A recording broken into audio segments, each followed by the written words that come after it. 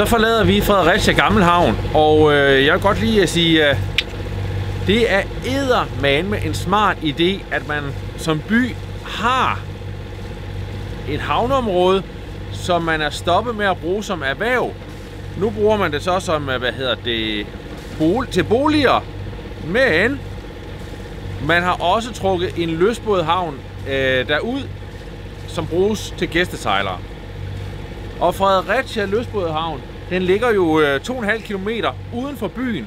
Og det er klart, at som lystbådesejler, der er det ikke det mest attraktive. Og derfor vil man i mange tilfælde fravælge Fredericia.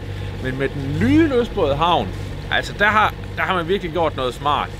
Og det er jo måske en læring til, rigtig mange andre byer, at sørg nu for at få lystbådesejlerne ind i byen. Og så kan vi ligge der. Det kræver selvfølgelig, at man har et kajanlæg i forvejen. Men det her, det var smart.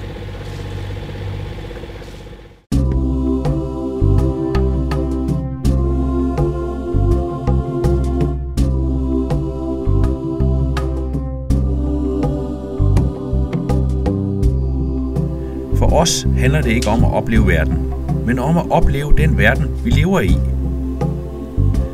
For selvom vejret godt kan være omskifteligt, står oplevelserne i kø, så snart du har sluppet fortøjningerne. Det her er På tur med Klan.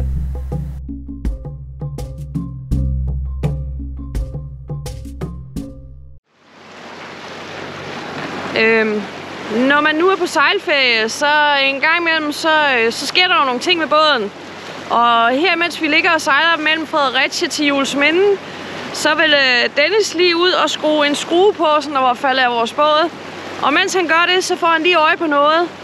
Og nu vil jeg vise jer det. Det er bolden på forstadet. Og nu skal I se, hvad den er i gang med at gøre. Så det er måske heldigt, han var forbi herude.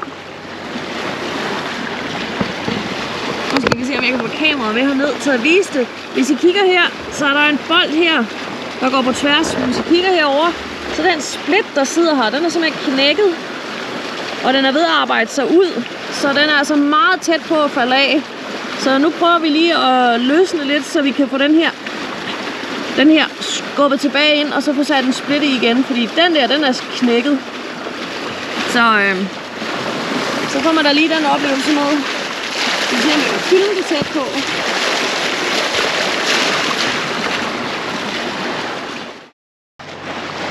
Så langt, så godt. Det vi gjorde, det var, at vi tog vores agterstag og løsnede det, for at løsne masten lidt, for at tage spilerfaldet og sætte det fast her i fronten, for ligesom at tage noget af presset af og få masten ligesom ført lidt frem, for så til sidst at gå herned. Vi kunne ikke selv gøre det med at bare lige at presse den ind, men så simpelthen lige tage og dappe med noget, så der lige kunne give slag ligesom en hammer, og så har vi så fået den ind, som der så gjorde, at den knækkede. Ja, den er knækket lige her. At den faldt ud selvfølgelig. Så den her del, der ligesom fører rundt hen til cirklen, den er simpelthen knækket af. Så nu går vi ned, og så finder vi en anden og bedre split at få sat på. Fordi denne her, den er færdig. Det her. Nu skal vi se, hvordan jeg skal holde det, så man kan se den. Denne her, det er den split, der er knækket. Og i virkeligheden, så har den set sådan her ud. Som I kan se, så er der jo ligesom noget, der kører hele vejen rundt i cirklen og låser ind. Så det er simpelthen det stykke derfra, og så ind til det, der stikker hen i midten, der simpelthen er knækket af. Så nu bliver den lige udskiftet til en ny. Har du prøvet det her før, Dennis? Jeg har aldrig prøvet, at bolden den har arbejdet sig ud af så meget af sig selv, og jeg har heller aldrig prøvet, at splitten den simpelthen knækker. Der må have været noget belastning, noget sideværtsbelastning på, men heldigvis ikke nok til, at den har helt sluppet. Det er noget, jeg lige skal holde øje med. Men nu får vi det løst. Det skal det nok holde nogle år. Tada! Så er alt godt igen. Det er altså godt, at du var ude og bøje på det. Jeg forestiller, hvis vi havde sejl ud, og så lige pludselig siger, det er den her, mand. Og det så vælter masten. Så har vi haft et haveri. Okay. Perfekt. Yes. Nu er alting godt igen. Vi er i mange år blevet opfordret til at tage til Juelsminde. Denne hyggelige havn, som nærmest er begrebet af en dansk sommerhavn. Her er badestrande, restauranter og ishuse. Krabberne i havnen bliver hver dag fanget igen og igen af glade børn. Hygge er en af de helt store danske eksportsucceser. Og Juelsminde, det er hygge. Vi ankommer på en lidt vejrmæssigt trist dag. Havnen oser stadigvæk af sommerhyggens energi, men stranden er stort set tom. Der er en del trafik, da vi ankommer. De fleste både er på vej videre, men der er både, der ligesom os ankommer tidligt. Vi tager chancen og forsøger at finde en plads helt inde i den gamle havn. Helt inde i bunden af hyggen. Om sanden, om vi ikke er heldige og finder en god plads. Vi skal lige klare havnepenge, og så skal vi i gang med noget meget, meget vigtigt. Så er det den vigtigste dag på hele sommerferien. Det er den dag, hvor jeg skal genvinde vores mesterskab i minigolf. Velkommen til Clans mesterskab i minigolf. 2023. Og hvad tror du, Klaas? Tror du vinder? Nej. Det tror jeg heller ikke. Nej. Det var tæt på det der. Nej, far. Jeg tror, den falder igennem stenen. Den er nede ved det hvide nu.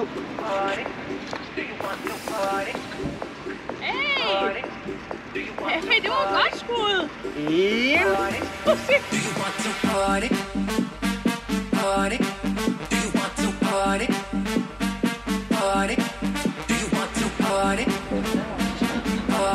Yes.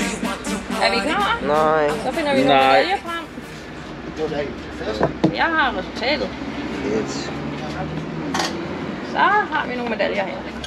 På en 3. plads. med hvor mange point? 51 slag. 51 slag. Værsgo, Klaas. På en anden plads. Der er kun 2 slag mellem vinderen og nummer 2. På en anden plads med 39 slag. Den tager jeg. Ja. Og på en første plads med 37 slag. Ja! Ja! Og vi er på bandet første plads tilbage. Ja! Der er kun 2 slag imellem os. Ja! Hvor er det vigtigt det her. Jeg sagde det, så hvis jeg fik 2 måneder nummer 1, så havde jeg slet ikke tabt. Det er den bedste dag i mit liv. Jeg vil godt have lov til at takke vejrguderne, mit store talent og mit enorme ego.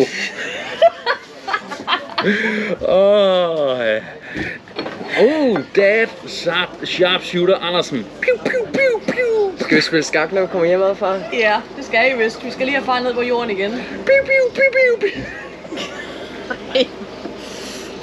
Det var så 2023, og desværre så genvandt en vist irriterende herden. Ja! Far. Det var så Juelsminde. En havn, der i år er blevet kåret som årets havn, og det kan jeg godt forstå, for det er en velsmurt maskine, der tager højde for gæstesejlerne. Man kommer ind, der er, super hyggeligt. Der er ikke relativt. Der er masser af pladser. De er nemme at komme til. Der er fine faciliteter, der er god service, der er hyggelige restauranter rundt omkring havnen, der er en lille bådbutik, der er isbutik, der er minigolf, der er alle de her ting, som turisterne gerne vil have. Jeg var en tur oppe i byen omkring Juelsminde, og der er ikke ret meget at se. Det er et stort turistopland. Der er ingen tvivl om, at det er hernede omkring havnen, det foregår. Men det gør ikke noget, for der er super hyggeligt. Det er hernede livet er, og man kan sige, at det er alt op fra oplandet, det suges ned mod havnen eller ud mod stranden. Nu er vi jo her, hvor at, det ikke er ligefrem badevejr de her dage. Men hvis det var, så tænker jeg, at det havde været... Altså, så havde der virkelig været gang i den her nede, og så havde det virkelig været et brav-effekt. Vi er på vej ind i Horsens Fjord her, og vi havde besluttet, at vi ville lægge for anker her i yderste af Horsens Fjord, havde fundet en lækker ankerplads.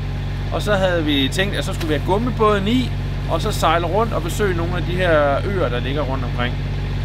Men planer, de er jo sådan lidt til at få at blive ændret, især når man sejler. Og vejret, det er altså ærligt talt en lille smule nusset i dag. Det er koldt. Altså det bliver, jeg ved ikke, jeg tror vi kommer op på 18 grader i dag højst. Og så kommer vinden til at, øge. Og så kunne vi godt se, om så bliver vi sådan lidt bundet inde i den her båd på ankerpladsen. Ankerpladsen ville sådan set være fint beskyttet, men ideen med at sejle rundt med en gummibåd ville være lidt træls, fordi at bølgerne de bliver større og større. Så det vi har gjort nu, det er, at vi har lavet planen om, og nu har vi sat kursen mod Horsens. Der havde vi også planer om at skulle ind i det alligevel, men vi kommer der bare ind en dag tidligere. Det gør ikke noget. Vi skal nok få nogle gode oplevelser derinde.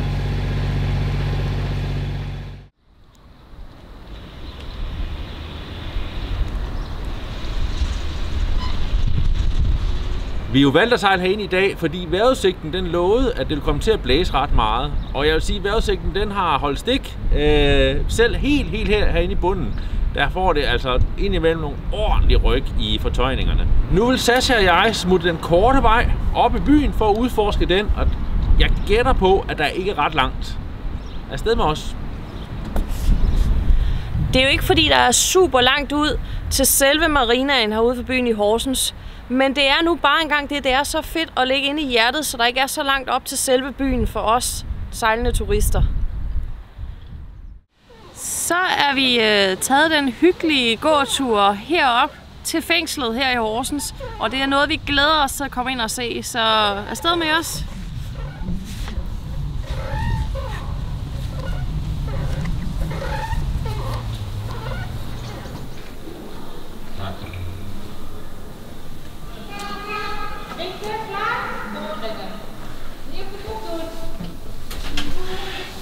Det er en kæmpe oplevelse at være inde i fængslet her i Horsens. Vi har nu brugt noget, der ligner faktisk over 2 timer på at rende rundt. Og det er ret spændende at se, hvordan de har levet, både i fortiden, men faktisk også helt op til 2006. Lige nu er jeg på vej til Vesterfængsel i København, og der har de givet mig sådan en lækker vogn. Så jeg sidder her, og over på den anden side af mig, der sidder der også en anden forbryder.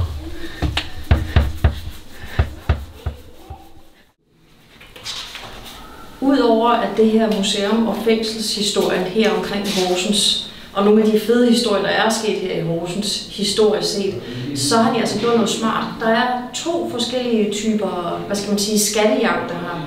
Den ene det er fra de 2 til de cirka 6-årige børn, hvor man skal finde fugle, og den anden det er simpelthen den klasse ved at løse.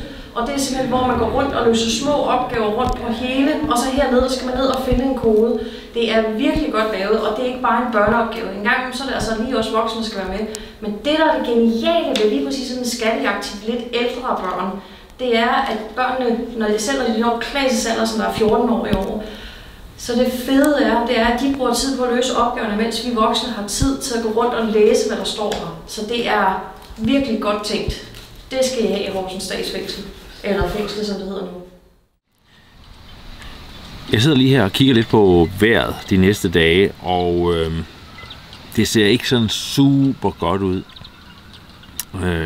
Det kan være, altså som sejler, i hvert fald som mig, så håber man jo på, at sommerferien det er sådan præget af noget højtryksvejr, ikke, med stabil vind og noget varme.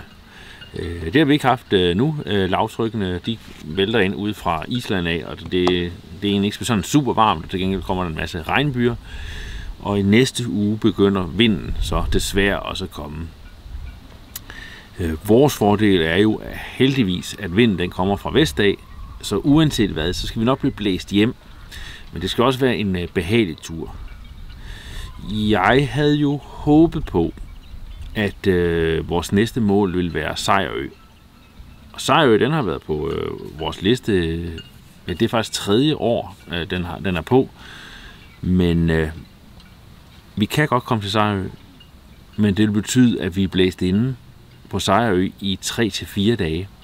Og det bliver måske lige lidt for meget Sejerø Plus, at så er vi stadigvæk et godt stykke hjemmefra.